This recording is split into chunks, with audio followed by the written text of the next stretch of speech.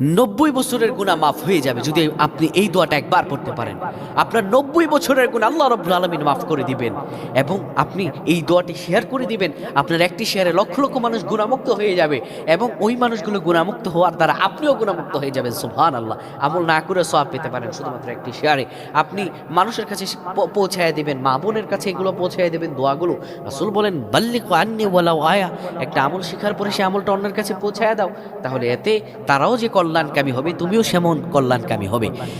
কেউ যদি নিজের গুনাহ মাফ করাতে চান, সে যেন আল্লাহর কাছে ইস্তেগফার করে আল্লাহর কাছে ক্ষমা চায়, আল্লাহর কাছে মাফ চায়। আপনার 90 বছরের গুনাহ কেন, আপনার সারা জিন্দেগীর গুনাহ আমার আল্লাহ চাইলে মাফ করে দিতে পারেন। দোয়া পড়বেন, রাব্বি ইন্নী যালামতু নাফসি যুলমান কাসীরা ফাগফিরলি। আল্লাহ, আমি বহু গুনাহ করেছি, নিজের উপর জুলুম করেছি,